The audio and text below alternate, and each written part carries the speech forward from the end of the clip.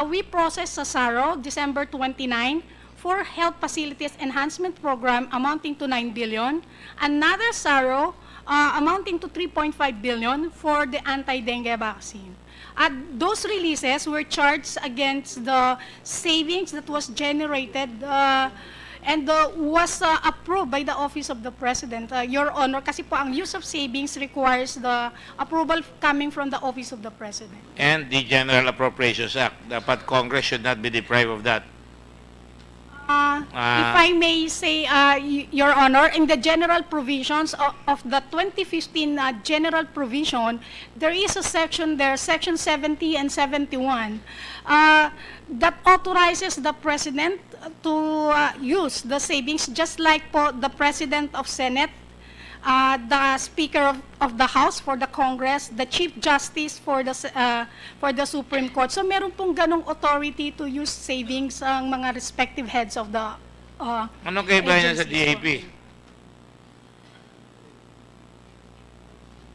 Again, I'm not a lawyer, but in our letter, we sent a letter to the Committee on the Good Governance to the House, and we quoted also the decision of the Supreme Court as far as the Araulio versus Segnilio. Yeah. Yun po, yung case na yun ang DAP decision, wherein very clearly it is stated that the use of savings coming from unfilled positions, vacant positions, due to retirement, etc., can be used as can be declared as part of the savings, Your Honor.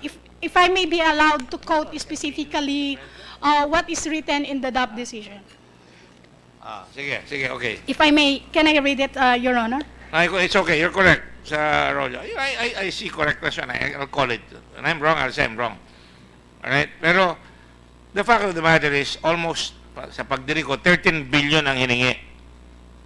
9 plus 3. 9.5 plus 3.5. Yung exact 13 billion or change. And change, right? More or less. So, sa iyo, hindi pangkaraniwan na yan. Ginagawa ba na lahat yan, taon-taon, pagka patatapos ng taon?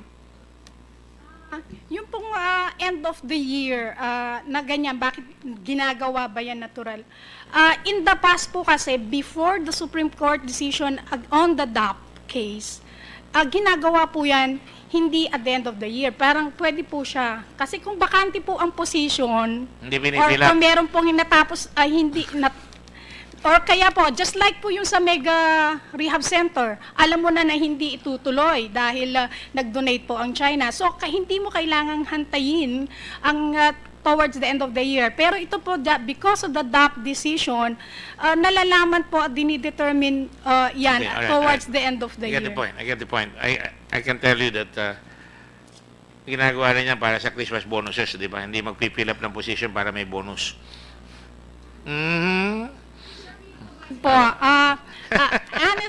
Okay, it's all right. You don't want to go into that. You don't want me to investigate that. You do not want me to investigate that, all right? Now, let me just go here with a grain of salt. January 2016, Dr. Julius Lacciones was approached by Secretary Garin that he would handle it. Secretary Dr. Lacciones, let me ask you a simple question. Did you ever get funded by Sanofi? I'm sorry, sir? Did you ever get funded? No, by Sanofi? Yes. No, sir. Are you sure? No, sir. Are you really sure? Yes, sir. Sometime in 2006, did you not get a funding of about 7 million pesos? It's not from Sanofi. It's from Sanofi's POA Foundation for the My Child Matters program. All right. I'm sorry. Sometimes I cannot distinguish kasi, although I'm a lawyer, yung pinanggagalingan naman ng pera siguro ng Sanofi Foundation ba yun o Swilig? It's Sanofi is POA Foundation. So, siyempre yung foundation may panggagalingan ng pera yan. Definitely, sir.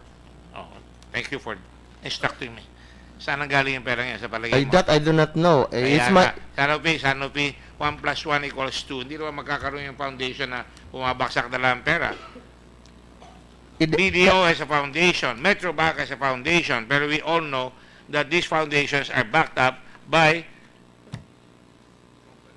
the corporations that are quite rich and they create foundations, right? Yes. The foundation, that is Sanofi Spa Try not to Foundation. argue with me because I think you may be right according to this, but you know damn well and good that this money comes from Sanofi, ultimately. Maybe. I'll take May your I, word- sir, I'll take may- your word for it. I'm just asking you a simple question. If you want to be evasive, I can focus my cross-examination on you. Sir, may I just add for the record that that grant by the Sanofi Spa I Foundation know is what not it was to my for. person. It was for PCMC. All I ask is a simple question. And when you start being defensive, that means that you've done something wrong. Ganun ba yan? No, sir. Should I Definitely conclude not. that? I'm just asking a simple question. Did you ever get money? From Sanofi, the answer is Sanofi no, or sir. Sanofi related? Okay, Sanofi related. I have to check How what do you is the spell Sanofi? Sanofi. Good, pasado ka. Thank you, sir. Sanofi Foundation. Sanofi, galing yan sa pera lahat ng mga, usually 1% of their budget sa corporate funds. Is that correct? Di ba? We all know that. What's the question, Your Honor? It's okay. It's okay. I was saying, the source of money for same thing with Swi League. The Swi Leagues set aside money out of the generosity of their heart so that they can put money in a foundation. Sanofi has a foundation. So when people ask them for support, ask the foundation. Is that correct? That's correct. Yeah, see? Okay? Okay, Dr. Lecciones? Yes, sir. All right. Did you ever work with Sanofi? No, I didn't ask you. Palit ka tayo. Dito ka muna. Dito ka muna. Halika, halika.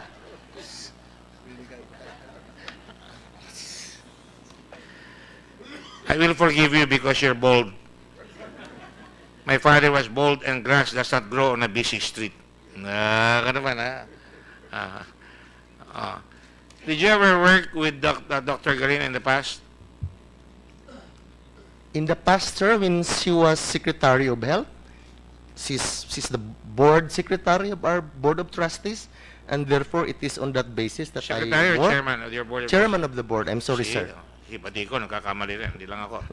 Sorry, sir. Okay, so, it would be natural for her, and I asked you this before, na ibibigay sa iyo yung perang ganyang kalaki para kayo mag-i-implement. Ilan ba ang trabahador mo? Ilan ba nagpupunta nagpapagamot sa iyo?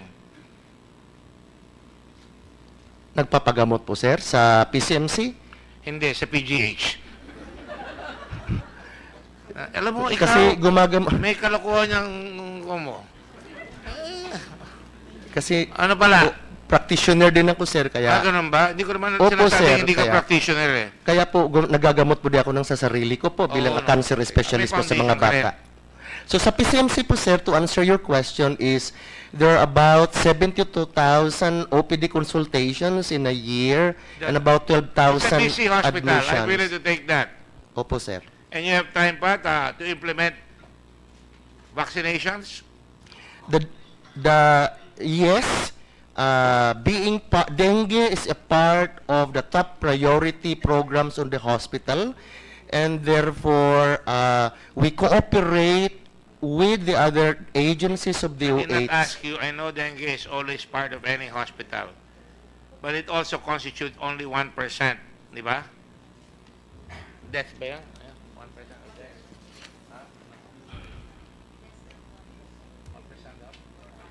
1% of mortality, correct? In the hospital, sir, it's 1 or 2 cause of mortality. So the point that I'm trying to raise is not that you do not look at dengue, but do you have time to implement such a big program, which people from the formulary and which everybody here says, you have to really get training to properly implement it? Yes, sir. You have time? We have time, sir, in cooperation with others. I did not ask you about cooperation. Yes, sir, we have time. To implement it? Yes, sir. Oh, really? And that's why there are deaths now. Because you did not check whether these people were sick. Huwag kang magyabang dito, ha? May mga namamatay. Turo kayo ng turo, ganun ba? No, sir. Oh, We are accepting patients at PCMC, sir. We're so busy right now attending to PCMC. patients. lumilipat-lipat ka eh. Tinatanong ko, ini-implement mo sa buong halos 1 million people, napaka-busy ng hospital mo, tinanggap mo, yun lang naman ang point ko eh. Ba't mo tatanggapin? Hindi mo sinabi, boss, I'm so busy at PCMC. Ang dami kong trabaho dito, huwag mo na ibigay sa akin yan. Sinabi mo ba yan? Hindi. Hindi, sir. Oh, correct. Sipag ka eh. And look at the risk that you had to take. Ngayon, kung may patunayan niya, may mga namatay dahil sa kakulangan mo sa pagpapatrabaho, mamaya iiyak-iyak ka kung ikaw ang masisisi. Ikaw ang fall guy. You'll be the fall guy because you implemented it. And let it be a lesson that I will not ask PGH director to implement an immunization program. Why? Because I know PGH is already terribly busy. That is not his job. Your job is to run a hospital. And yet you accepted this job. Because you're a good soldier. I have no more questions at the moment. Yeah. So yung agreement nila with Sweden, June 23, 2 days. Hmm? Masyadong late yung agreement nila, June 23 mo. All right. Sorry. Isa na lang kay Dr. Lecciones. Ang agreement mo sa Zwilig ay June 26, 2016. You made a purchase request sometime in January. We already asked Mr. Cesara, Director Cesara ba yan? O Santiago. Can you, and I'll repeat the question again, can you, on the basis of ask for a purchase request when the money, there's no memorandum of agreement yet? We're quoting from the COA circular of 1994, sir, that there should be an agreement first. There should be a memorandum of agreement first before. There must be a memorandum of agreement. Yes, sir. And yet, the memorandum of agreement was signed on June 23, 2016.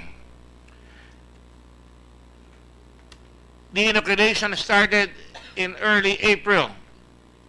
Pasara na ang eskwela o sarado na. Correct?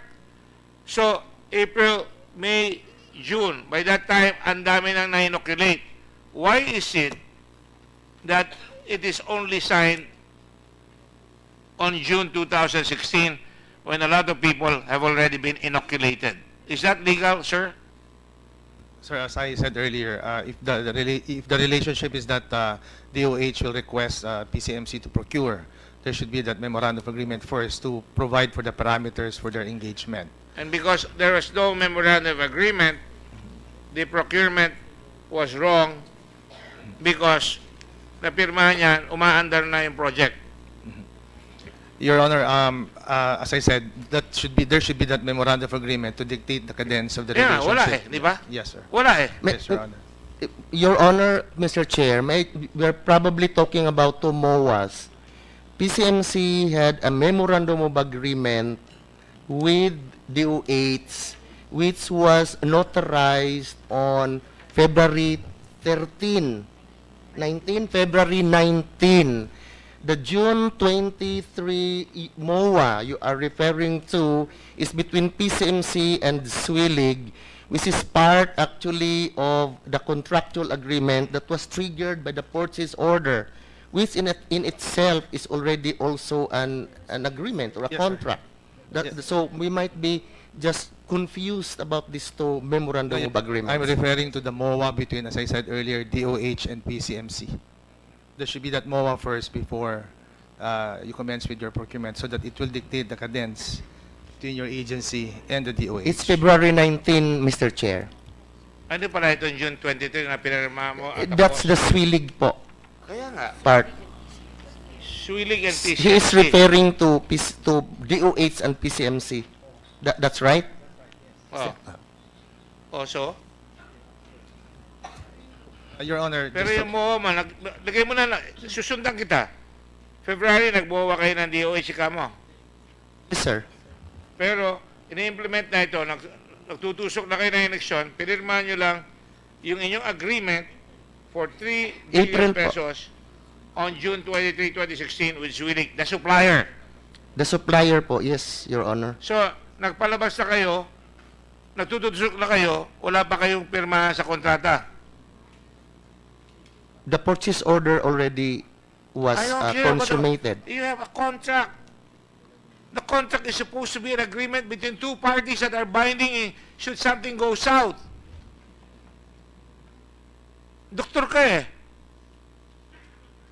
Di ba? So, completely illegal. Go ahead. Dahil pahabol ah. Di ba biningi ko sa iyo yung board resolution ng PCMC last time? Nasaan yan? Our corporate secretary is here, Your Honor. I have my copy, but it's not a certified one. Can you get it? Good afternoon, Your Honor. I assume only in March Can you 2017. please speak louder? I assume only in March 2017, Your Honor, and immediately preceding. The reso was signed on 2017? No, Your Honor. The minutes where there was a mention of the dengue vaccine was made in January 19, 2016. Unfortunately, Your Honor, the corporate secretary did not turn over documents to me. The only documents officially turned over to me were minutes from September 2016 onwards, Your Honor. So what does that mean? What I only have in as is a copy, Your Honor, just a Xerox copy of the minutes. Xerox copy pa. Yes, Your Honor. However, Attorney Fermo, the former corporate secretary, was here a while ago, Your Honor, and he said that he was going to explain if where did the minutes Anyway, give of us the a copy meeting. of that and we will peruse it kung tama yan. Kasi Yes, Xerox Your tayo. Honor. Alright, the best evidence, of course, as you know, is the actual reso. Yes, Right? Your Honor. Alright. Okay. Thank you, Mr. Chair. Just like to ask probably the panel of experts and take advantage that they are here, Mr. Chair, because the recent weeks, no, every time we watch the news, being a parent of one of those that was given the vaccine, kung panonoorin ko lang lagi, yung balita, baka atakihin ako sa puso sa takot. But as chair of the Committee on Health, I have to be objective and we have to be sober about this approach looking forward. But I'd like to ask the experts themselves, siguro dapat marinig din tayo na ating mga kababayan ngayon, lalo na yung mga ina, lalo na yung mga magulang ng 800,000 na nabukunahan. Is there really a need to panic? Kinakailangan pa talaga tayo magpanic na dahil sa nangyayaring ito? Dahil pag nanonood tayo ng balita, halos lahat ng deaths, no, sinasabi ay due to dengue vaccine. Probably we can ask panel of experts. Unang-una siguro si Mary Ann Lansanga ng UP.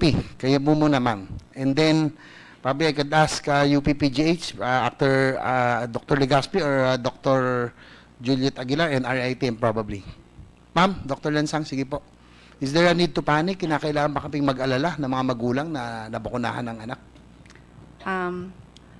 Wala pong basis na magpanic po ngayon. Ang advice po namin, based on our calculations, dun sa mga results from the clinical trials, in general, safe ho kasi marami sa mga kababayan natin at that age would be seropositive. Ang problema po natin, meron ngang 10 to 20% or maybe 30% na seronegative. But there are may deaths no doon sa mga naturukan. Opo. Yan lang po ang fact. Yun ang tanong ninyo. Opo. Opo. But is it already a cause for a parent like me to panic o mag-alala? Hindi rin po kasi hindi pa natin nakukuha yung final result from the Dengue Investigative Task Force kung talagang dahil sa severe dengue na enhanced or napalubha ng Dengvaxia o kung natural na wild type dengue ho ito. Meron hong maliit na risk na masasabi na baka na-enhance nga yung sakit Po mga dahil may sa sakit na Dengvaxia. naturukan, baka Opo. napabilis. Pero, so, is there any But we concrete... can address that ho by very prompt health seeking. Pag lagnat ang bata, pumunta ho sa dalubhasang doktor, hindi yun pipitsugang manggagamot. Para ho, para ho Wag sa Dr. Kwak-Kwak. Opo. Kumbaga. Para hong ma-detect kagad at ma-manage kagad. Gusto ko hong i-stress na pwede rin hong, kung hindi magaling ang doktor, mamatay ang bata dahil sa mismanagement. Kaya ho talagang importanteng na train ang mga doktor sa management, na correct management ng dengue. So marami hong dahilan kung bakit mamamatay ang bata. Thank you, Dr. Dansang. Si ano po, the Dr. Juliet Aguilar o si Dr. Legaspi, anybody from PGH, probably can also inform the committee of your findings, kahit na ano lang, briefly, in connection with this question. Maraming salamat po sa tanong kasi yun sana ang talagang kanina ko pang iniisip paano natin ipapahiwatig sa buong bayan yung mga nanay na talagang grabe na ang kanilang pagkaba ngayon. Ang kailangan po natin sabihin din, ipahiwatig sa kanila na ang dengue infection ay hindi mangyayari yan kung hindi kayo nakagat ng lamok. Kaya importante, yung ating paligid, lilinisin natin. Huwag tayo maglalagay ng mga bagay-bagay na magiging breathing places ng dengue. Ano yung tawag natin? Vector, yung mosquito na tinatawag, na nagdadala ng dengue. So, ang kailangan, clean up. If this is our time to clean up, we have to do a clean up, total cleanup ng ating environment. So, hindi po totoo na dahil doon sa... Kasi pag nanonood ka lang, kung hindi ka layman ka ho, ang lumalabas, parang lahat po ng mga namamatay na napapabalita ay dahil sa Dengvaxia. Hindi naman po. Maganda ho kayo po ang magpaliwanag sa publiko para naintindihan. Kasi po, ang ating... Kasi sa dami na injection, na bakunahan ng Dengvaxia, talagang meron ding mga normal diseases that will happen na with or without Dengvaxia. In other words, meron yung aming isang team member, isang specialist sa hematology oncologist. Meron kaming 2 cases out of the 14 na leukemia. So sabi namin, meron kasing may isang mga virgin case. So sabi namin, is this caused by the dengue or is it not? But if you look at the normal statistics ng leukemia, sa dami na almost 1 million cases na nabakunahan, meron, I think the estimate is around, in the normal, is around 20 or so patients that could be seen in this population, even without vaccination. So we don't know at the moment kung may relasyon dito sa Dengvaxia na binigay. Kaya gusto lang kaya lagi na sinasabi natin, gusto pa natin gumawa pa ng mga masinsinang pag-aaral para malaman natin kung ano. I think the whole world is looking at us. We have a lot of patients that have been given this vaccine in a mass scale. So we are actually, although we don't want to say na naging subject sila ng study, pero we might as well take advantage of the situation. Kung ano yung mai-discover natin dito sa situation, we have to make something good out of what we have right now. So sana talaga lahat ng mga forces, mga tao, magtulong-tulong talaga, lahat ng agencies. Wag na tayo Ano ko lang po, madam, sorry to cut you short. Dito po sa Dengvaxia, for us to be able to determine kung takasakaling Dengvaxia nga ang dahilan, do we need to really autopsy or sa blood sample lang pwede? Kasi alam ko ang dengue dapat sa blood pa lang Sana Alam na yung, kasi yung mga hindi, kasi yung mga sinabi natin pong tissue studies, kailangan po natin, kasi wala na yung patient, yung bata, no? So yung mga ongoing na surveillance natin, meron po tayong naka-in place na ng pathway, kunyari kung anong gagawin, kunyari meron tayong suspicion ng dengue, without Dengvaxia and with Dengvaxia, meron na po tayong nailaang napag-aralan ng ginawa na ng DOH at na-roll out na yan sa lahat ng hospital. Oo. And who are authorized no to conduct? Ilan lang ho ba ang ang alam ko forensic pathology sa ating bansa? Ilan ho ba ang alam ko qualified? po na talagang forensic pathologist ay dadalawa lang po. And Ang I think isang Dr. Lim is one of them. Ang isa sa from dalawa UPPH. nating forensic pathologist ay nasa paligid natin, si Dr. Cecil Dr. Lim. Lim. And the other pathologist has been engaged by Sanofi. So, hindi siya pwede natin siyang tanungan. Dalawa na nga lang, kinuha pa ng Sanofi. Isa. Okay. So kaya nga nung kinuha namin itong team, sinigurado namin na wala pong baggage ang aming member ng team. But before you, siguro, tanong ko lang siguro, I'll just take advantage dahil dadalawa lang pala ang ating forensic pathologist. Kasi later on, Mr. Chair, in case we build up a case against Sanofi, for example, in the future, probably in the international court, we want to make sure we have an airtight case. Ang problema, ang worry ko rito, no, I know I'm getting the hit for this, that yung PAO has been conducting autopsies. Paano kung malaman pala na hindi pala sila authorized? Baka mamaya may ganun. So, tama ho, ang our aim is that everybody should help one another and coordinate dahil we have to build an airtight case. So, baka mamaya, nagpakahirap tayo, ma-technical lang tayo in the end, and then, all of these efforts, we have been spending so many hours here, tapos matatalo lang pala tayo because of technicality, Mr. Chair. Probably, Dr.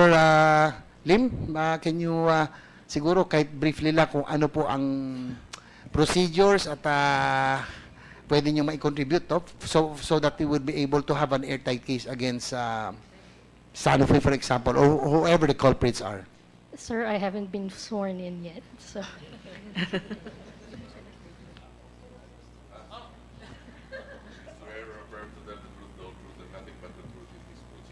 I do.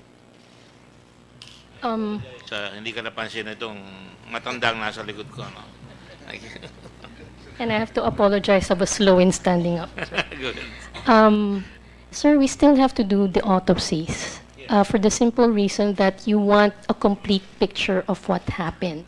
You don't want, especially for the future cases, you don't want to bury the body or even cremate the body and then find out na, ay hindi pa kami tapos. By that time, wala na. So as much as possible, we need to do complete test and complete collection, even dun sa, kung pwedeng habulin yung mga namatay na. At So na-bury na. So, the autopsies are very essential Yes, in sir. this investigation. Yes, sir. Siguro ang worry ko lang kasi kung wala yung, halimbawa, hindi po, dapat talagang experts po, no, in the future, baka yung tissue samples, baka mamaya maging contaminated na. And it might, baka ma-technical, yun po ang problema. Tama ba ako, Yes, Doktora? sir. Di ako doktor eh, kaya lang. Yes, sir. So there are standards to performing the autopsy that you might be questioned if you go to an international court, for example. You have to be authorized or you have to have the training, the proper problem in the training. Philippines, sir, is we don't really, the sanitation code doesn't really specify who is authorized. So anybody can actually do an autopsy, any doctor. No, but ang ano na lang, sir, is yung specialty. For example, kayo, kunyari may sakit kayo sa puso, kanino kayo pupunta? Kay Dr. Gap Legaspi, neurosurgeon, o pupunta kayo kay Dr. Leachon na cardiologist? Ay, di ba cardiologist? Ay, hindi ba? That's what I understand. So, Thank you very have much, to choose. Dr. It's been very helpful kasi we have to understand kaming mga layman na hindi po kami mga doktor. Very, very careful in issuing statements here. But of course, Mr. Chair, we are here to find out the truth. And likewise, prevent to create any more hysteria, which is not helping at all. Ang worry ko lang, siguro I'd like to ask probably siguro si Dr. Lechon later on and Dr. Duque, kung ano po yung magiging plano natin, no? Now that there's a hysteria, there's some sort of panic, how does the DOH intend to address this? Because, Mr. Chair, ang problema ngayon, there are a lot of parents right now who refuse to have their children be given vaccines already. Pati yung diphtheria, yung usual polio. And I was informed that about 30%, there's a 30, I don't know if it's correct, 30% drop already. My worry, Mr. Chair, that this will be a problem in the next few years if this trend goes on. Baka magkaroon na tayo ng epidemic, magkaroon tayo ng outbreak of diseases kung hindi matuloy at hindi maibalik yung tiwala ng publiko sa ating pong immunization program. Siguro, Dr. Duque, and then I'll ask Dr. Lechon what you think about this. Secretary Duque, what does the DOH intend to do to bring back the confidence on the immunization program? Yeah, thank you, Mr. Chairman. You're right.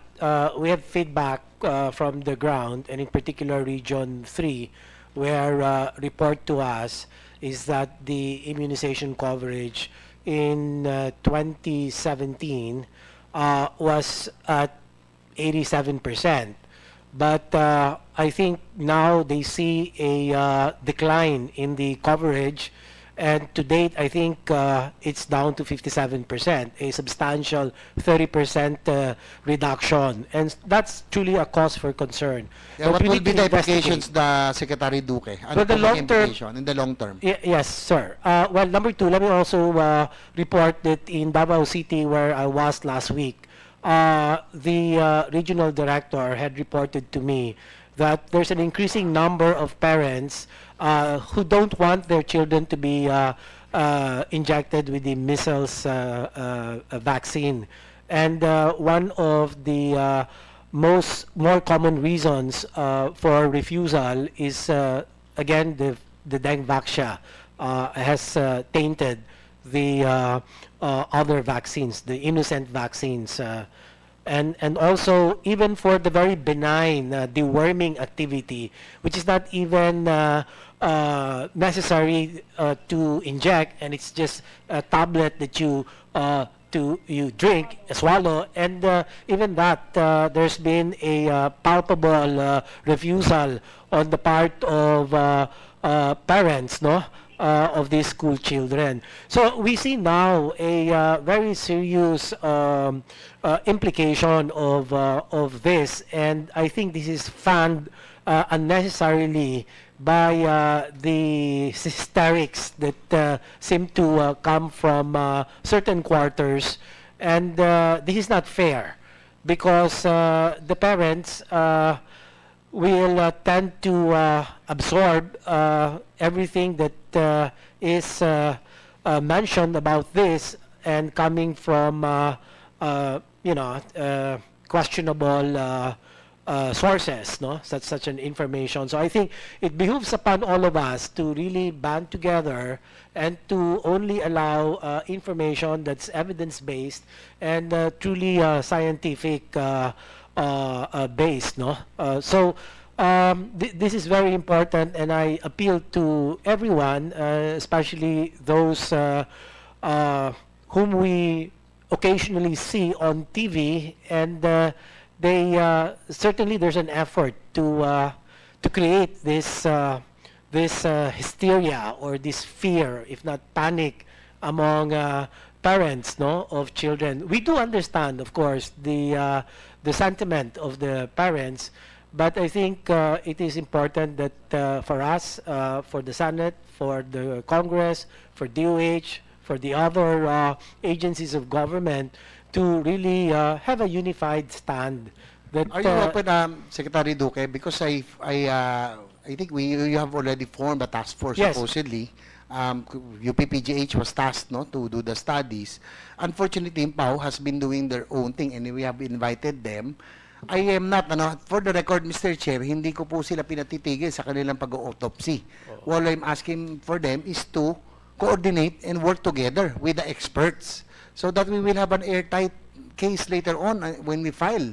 these cases later on in the courts. That's the ultimate objective, Mr. Chairman, and that is why yesterday I had met with Secretary Vit Aguirre and to officially transmit to him the findings of the UPPGH dengue investigation, dengue vaccine investigation task force, no, and and I told him that this can provide very valuable information that will hope to complement the findings of other groups, or in fact he told me that he will have it investigated once again by the NBI experts this time. I was informed by Secretary Aguirre that they do have real experts in the NBI who do autopsy, forensics autopsy, meaning not only gross examination of the bodies and the organs of the dead, but also tissues from such bodies that can be examined under the microscope, and to relate this with other medical, clinical, and other laboratory and diagnostic findings. Thank you, Sec Duque. I'd just like to take advantage, no, because the problem now is gaining back the confidence of the parents to the program. And probably can ask the PMA, Dr. Bucastro is here, and how you can help your association, the Philippine Medical Association, can help bring back the confidence. And probably next is Dr. Antoinette Gonzalez, no, sa mga pediatric sa mga pediatric practitioners, probably those two people. Yes, yes, sir. You have the floor. Thank you, Mr. Chairman. Briefly and directly to the point, ito kasi panic na, no? So it's about the forensic findings versus the findings of the PGH. All of the doctors involved here ay lahat sila membro ng PMA. So palagay ko naman hindi sila hindi kung imbitahan namin sila lahat at pag-usapan namin ito sa professional level para hindi magkawindang-windang yung interpretation ng ating mga kababayan at mawawala yung panic. So, kung nandito sana si Dr. Erfe, kukunin ko yung kanyang sagot sa public kung willing siya na gawin ng PMA na venue at ang PGH, kung willing din sila, Dr. Duque and Dr. Garin, kung willing sila na gawin ng PMA, gawin ang lahat ng reconciliation ng mga findings.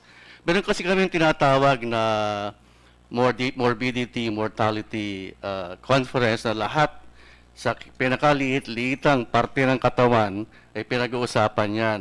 At gagawin po namin yan sa professional level at pag-report po namin, we will reduce that into a layman's term kung maaari. Let me just say, with the permission of Senator Herzog, just to reinforce, if I may. Secretary Duque, you heard Dr. Cecilia Lim here that there is a need for an autopsy.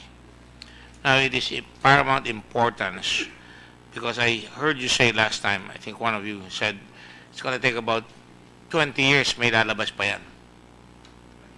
I think it was Dr. Lansang who articulated that, the possibility.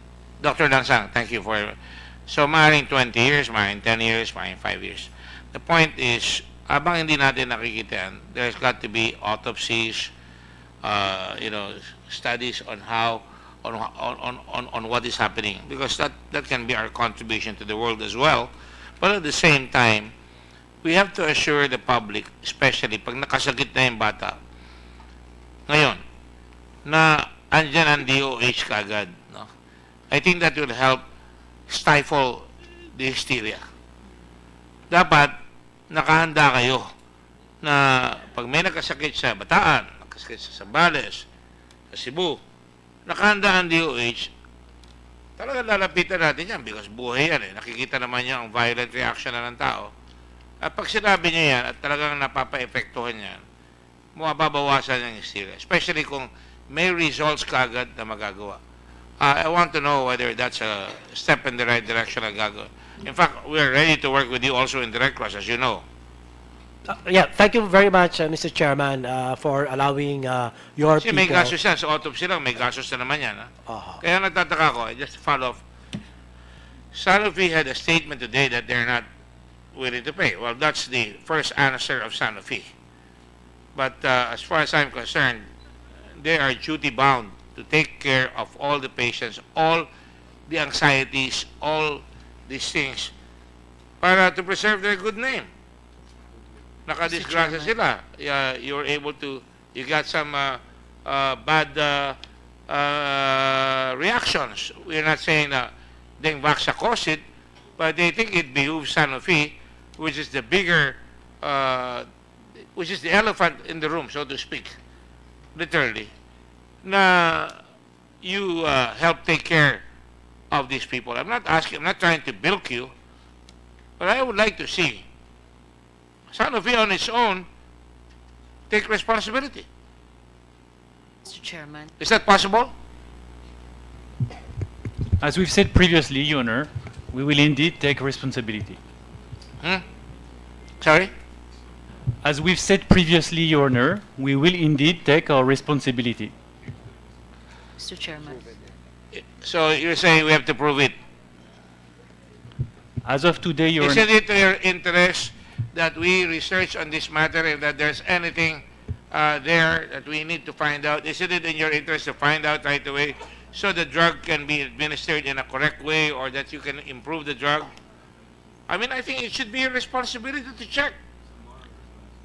It's a moral responsibility, and a legal responsibility. and we're working on it, Your Honor. None of the cases so far has been communicated to us, despite our many requests.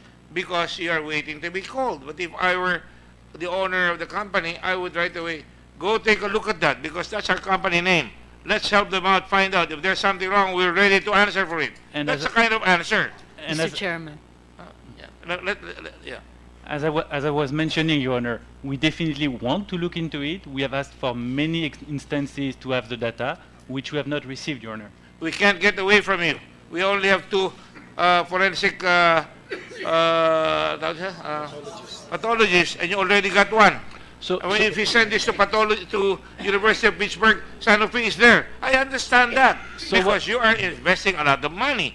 So why can't you now continue to help out since there is something that's obviously taking its toll on our people that you are assuring them that you're going to take a look and help out. So if they get you some documentation, would Sanofi be willing to help? You better consult your Geneva or your partners in France to find out whether they'll be willing to do that. we'll definitely look into every document. We are proposing we definitely look into any document. We are proposing our collaboration. We have also proposed to have WHO. There are plenty of other experts outside the Philippines to come and support. I'm sure that WHO will be also very happy to support. Secretary Duque, is that true? There are many ways to look into it. Yes, Mr. Chairman.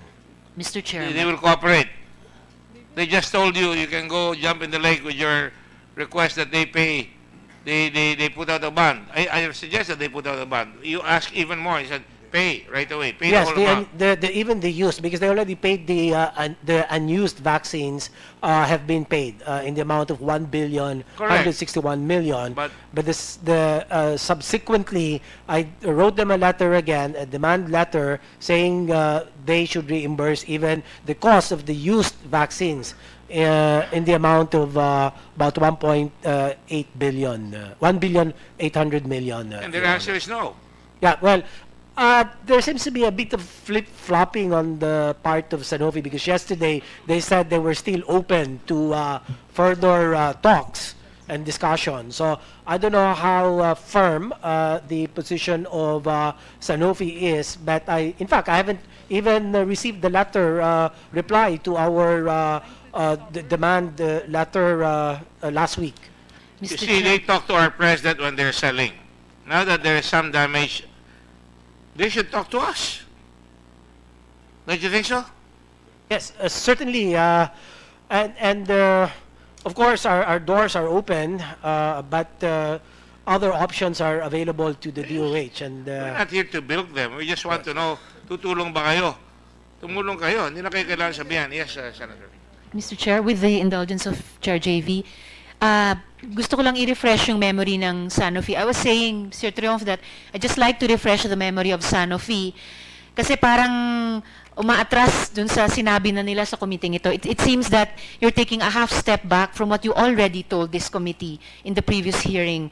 I'm sure you're aware of the findings of the UPPGH experts, one of which was that of the 14 bodies of the children examined, 3 cases were found with causal association.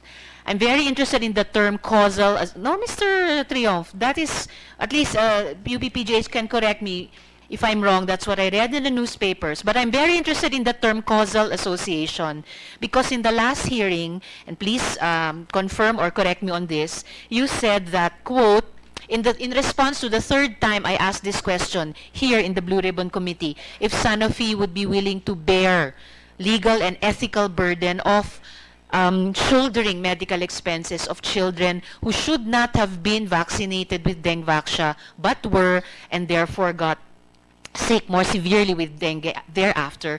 In the last hearing, is it correct that you said that, quote, should there be any case related to the vaccination, death, or any other case, we will shoulder the cost if there is a causality that has been demonstrated through scientific evidence. Could you please confirm or deny this statement that I documented you made to this Blue Ribbon Committee? I do perfectly confirm that we are definitely a law-abiding firm, and I do confirm that provided there is the scientific, independent, and medical assessment, which includes all parties, where we will look at the causality of Dengvaxia, not dengue disease, with any such event. Should we be liable, we will definitely take our responsibility. And I will be very happy to go back to your previous point, to quote what was cited on Friday by the director of the Philippine General Hospitals on the panel of experts, saying, there is no direct evidence for now that the vaccine caused any change in the course of the dengue shock syndrome of the kids. Yes, Mr. Triumph, but the previous hearing, you weren't asking for direct evidence. You said, we will shoulder cost if there is a causality. That has been demonstrated through scientific evidence. Well, the experts conducted a thorough and scientific probe, and it was determined that there was causal association in 3 of the cases studied. So, based on your previous statement to this committee and your commitment to our committees and to the public, are you willing to compensate the families, at least of those 3 So as I've just mentioned, on those 3, causality has not been demonstrated. I'm clarifying this, but I will let the experts speak further. I think, yes, Mr. Chairman, if we yes. could, yes, Okay, thank sorry. you. It's all right, ma'am. I think we have to make sure that we are on the same plane when we're talking about causality. Siguro tatagalugin ko na ba? Oo. Kasi kailan hindi nila maintindihan kaya.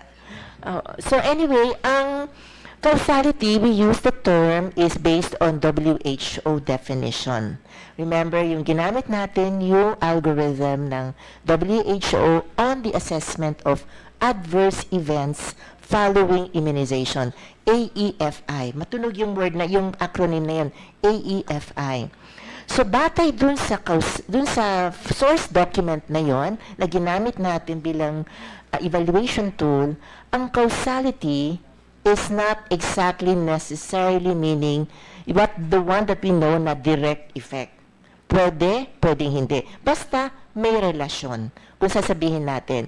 Kaya siguro di tayo magkaintindihan with the Sanofi because they're pinning in on the direct causality. Kaya lang sinabi ni Senator Risa na nung sinabi dati, causality lang. Hindi naman sinabi direct. So it's really a matter of semantics now. Kung ano yung talagang ibig sabihin nila or how much they're going to commit.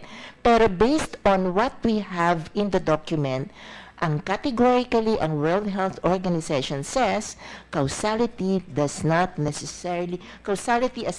does not really look into, maybe I should just read it. Causality assessment usually will or will not prove or disprove an association between an event and the immunization. So medyo technically a little difficult to understand by the average person. Kaya it's important for us to have all the terms understood. Kaya when we made this document, sinama namin din yung fact sheet on what the terms are. And we always say that when you read our official executive summary, you should always refer to the glossary of terms para magkaintindihan tayo. So when we say there is causal association, there is a relationship. Whether one is the cause of the other still has to be determined. Kung sa sinabi nila na gusto nilang direct, talaga wala pa tayong evidence. Kailangan pa tayo gumawa ng further investigation.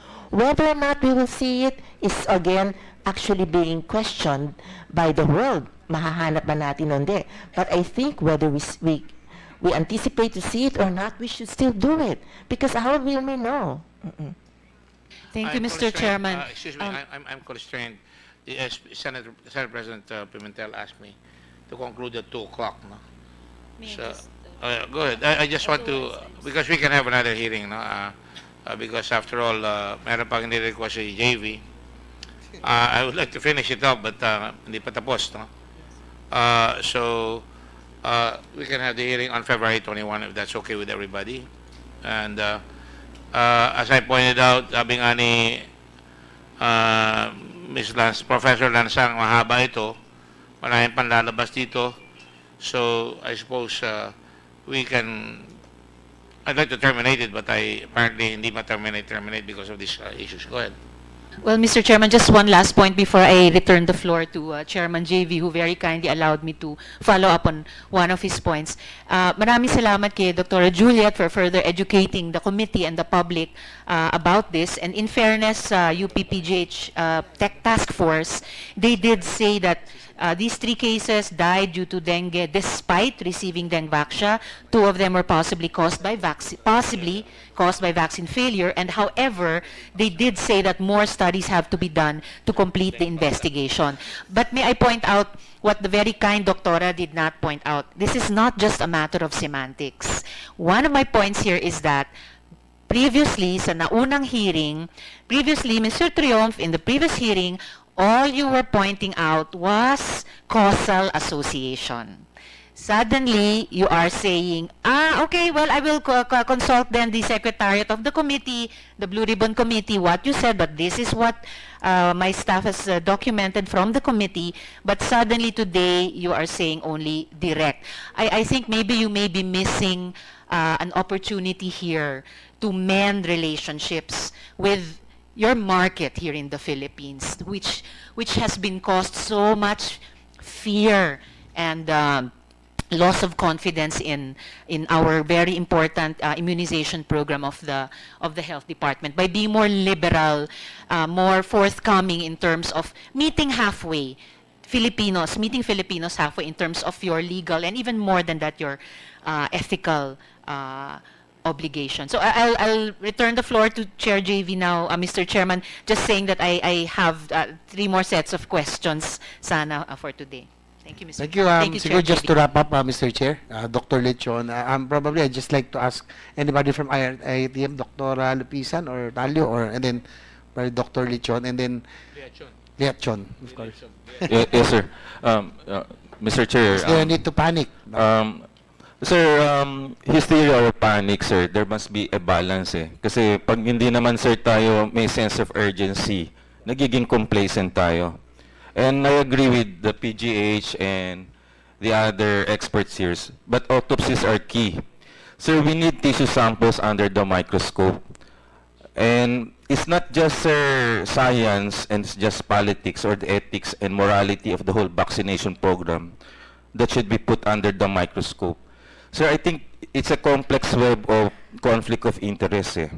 But I'd like, sir, to refocus, sir, on the main issue why we are here, is the safety of the kids.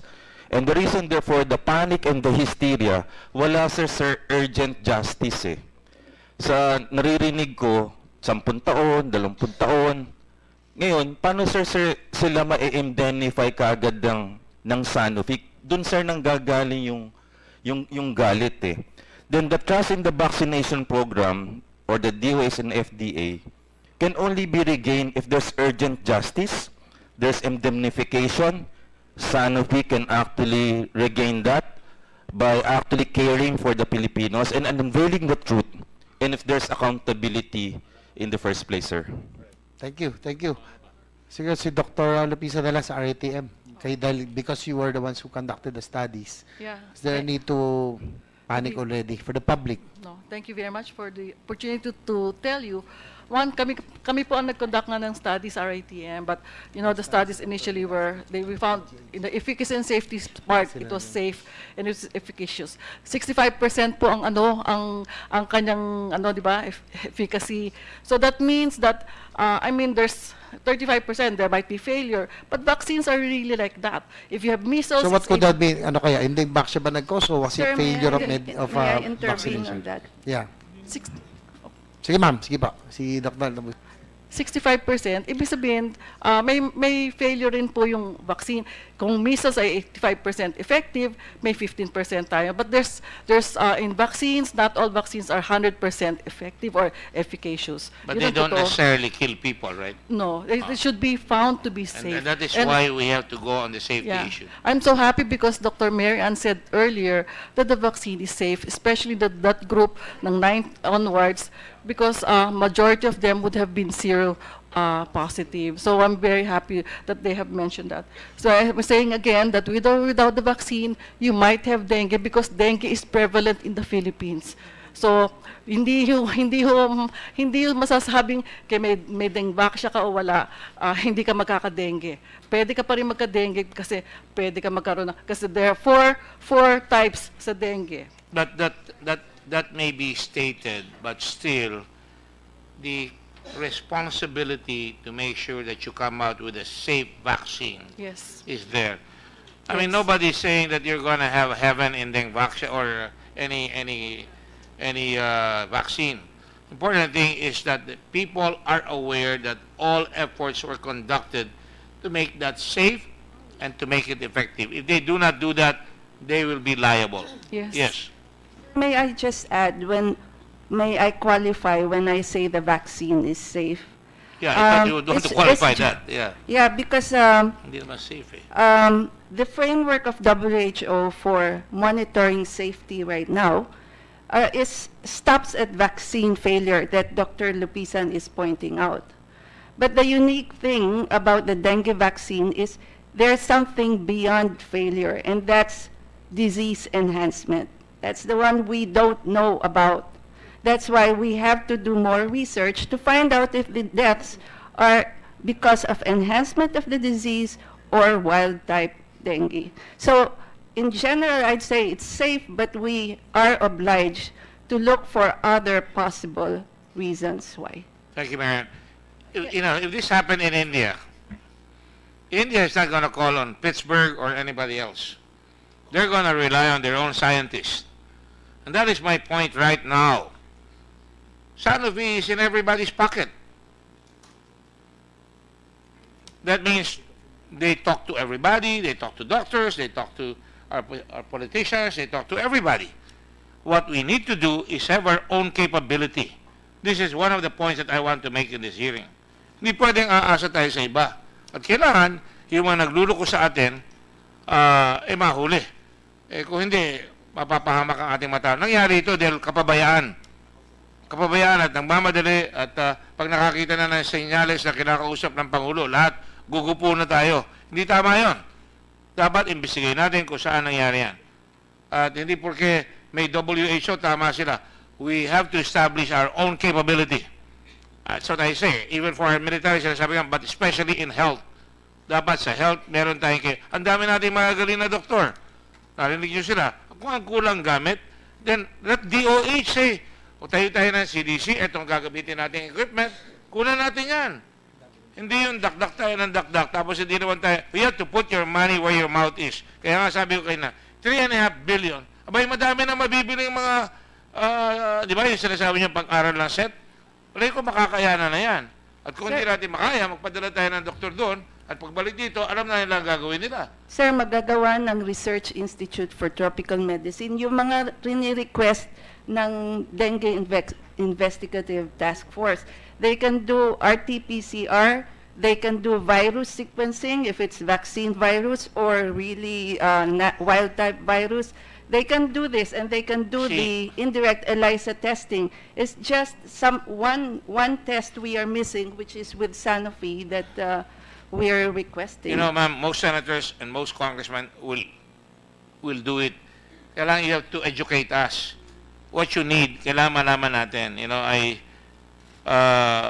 in my lifetime, I have had to experience it. I always look at the science, even on disasters. Even on running an airport, I have to get to the science. And once I learn it, tinuturo namin sa tao yan. Dapat alam ninyo yan. Hindi tayo mangokopya sa iba. Dapat matuto tayo on our own. My gosh, if the Japanese can do it, they were wearing, tawag doon, yung mga suit nila at the turn of the century. Ngayon, they overtook everybody. I mean, we have to start thinking lofty things. Anyway, we're going to, Dr. Legaspi, please. Anyway, kayo papadagdagan ko yung budget nyo kay Senator Pimentel dahil minamadali niya kayo. No, just to put things in perspective again on a public health level, because all of us here are public servants, I think we should not mix up the urgency to prosecute with the urgency to find the truth. Let us find first what's really happening to these children. Let us make sure that the rest who are not sick don't get very sick, or those who get sick get the proper treatment. Correct. Before we panic with trying to find the evidence that may not even be present at the start, to begin with, and try to use this to hasten a process to punish. I think that's where the confusion comes. If maybe we're talking from a scientific point of view and a public health point of view, if we just put things in perspective, if we try to find what's really wrong and to try to prevent what could go wrong, and then when we find all of these things to be related to whatever the problem is, then we have a strong case. So I'd like to ask everyone in power, I think if you want to stop the hysteria, since you have the power, tell everyone to stop talking, including us. I told our team. And what happens when we stop talking? No, I mean those about the dengue cases, the dengue vaccine. So what we just want is that let's gather let's regroup, gather our strength and our common message.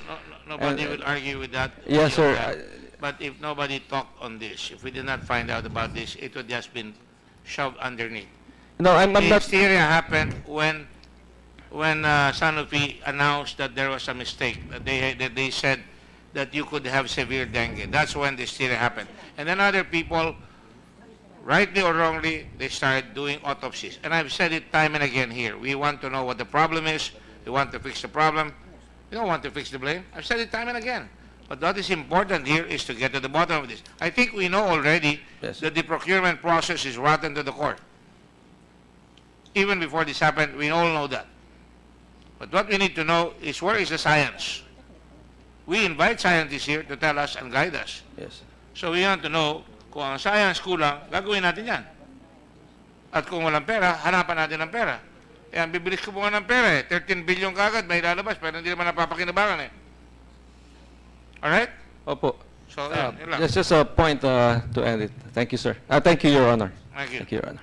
Mr. Chair, last na lang po. Sayang si WHO, he's here already, no? Mr. Whaler, no? So, we take advantage of the time that you are here. Oh, they will always be here. Don't worry about them. No, but it's their duty to be here. World Health Organization is the watchdog of the world. Insofar health is concerned, they do not impose, but they are here to find out what we're trying to find out. Isn't that correct? Yes, absolutely, Your Honor. Dr. Weiler? Yes, thank you. Thank you for giving me the floor. Maybe I can just say that I really appreciate the call for taking this, of course, very serious. We know that panic in itself is never a good advisor, but of course it needs to be taken very serious. We need to have a rational discussion around this, a very honest discussion where nothing is being hidden, but also where we don't exaggerate. And we are fully supportive and working with the Department of Health to have this rational discussion. I think we welcome, of course, the independent investigation that has been initiated into the cases. We are in contact with the Department of Health to also support that investigation.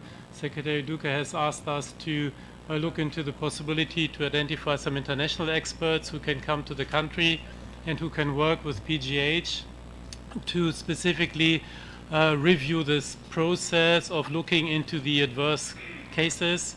Already I note that the WHO methodology has been applied, which of course we welcome.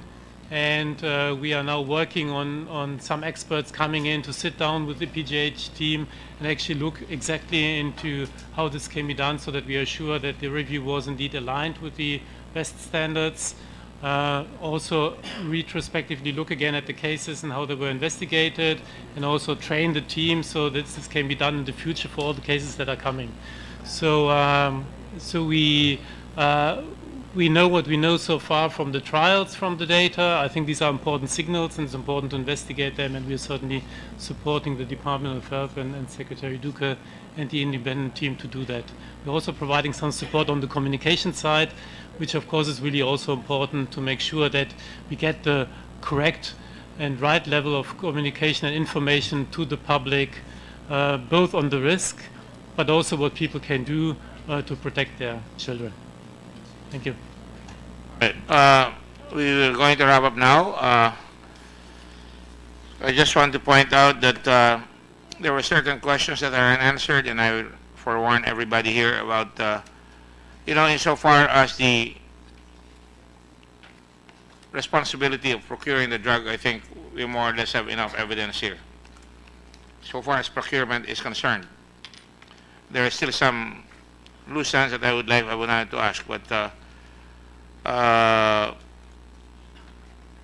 here we're after the science of finding out how we can arrest this possible, as Professor Lanzang said, for the next 10 years, you're going to have people who are going to get sick.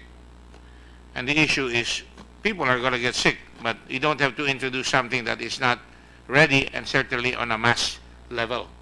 That is where the problem lies. And let me just say to WHO also, and I'm not going to fault them, they are always correct when they say something. It's not totally complete.